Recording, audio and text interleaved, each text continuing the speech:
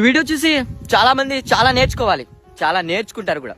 ఈ ఫోటోలు కనిపిస్తున్న ఆవిడ చూడండి. ఆవిడ చూడడానికి ఒక పిచ్చి దానిలా ఉంది కదా, కానీ ఆవిడ పిచ్చి ఆవిడ కాదు. ఆవిడ ఒక స్కూల్లో హెడ్ మాస్టర్.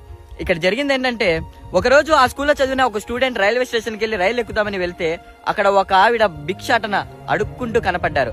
అలా చూస్తే సేమ్ మా టీచర్ లా ఉందా అని చెప్పేసి ఆ స్టూడెంట్ ఆవిడ దగ్గరికి వెళ్ళి చూస్తే ఆమె నిజంగానే వాళ్ళ టీచర్. ఇదేంటి టీచర్ మీరు ఇలా అయిపోయారు, ఇలా అడుక్కుంటున్నారు అని అడిగితే అప్పుడు ఆ టీచర్ చెప్పింది, నేను రిటైర్ అయిపోయిన తర్వాత నా పిల్లలు నన్ను ఇంట్లోంచి పంపించేశారు, ఇంకా ఎలా బ్రతకాలో తెలియలేదు, అన్నం ఆకలి అవుతుంటే ఎలా ఆకలి తీర్చుకోవాలో తెలియక ఇలా అడుక్కుంటూ బ్రతుకుతున్నాను అని చెప్పేసి.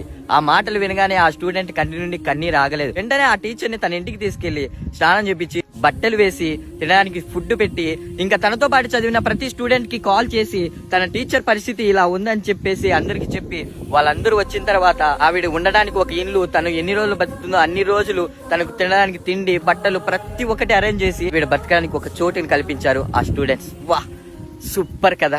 ఇక్కడ ఏంటంటే కడుపు పేగు తెంచుకొని పుట్టిన పిల్లలు ఆ తల్లిని వదిలేశారు, కానీ ఆవిడ దగ్గర చదువు నేర్చుకున్న పిల్లలు ఆవిడిని ఆదుకున్నారు. మరి ఈ టీచర్ కి ఈ స్టూడెంట్స్ కి మన కామెంట్స్ బాక్స్ లో ఎన్ని హార్ట్స్ పెట్టినా తక్కువే అనుకుంటా. ఇది చూసిన తర్వాత వేరే అమ్మకి అలాంటి పరిస్థితి రాకూడదు. సో ప్లీజ్ వీలైనంత వరకు ఈ వీడియో షేర్ చేసి కామెంట్ బాక్స్ లో లవ్ హార్ట్స్ పెడదామా.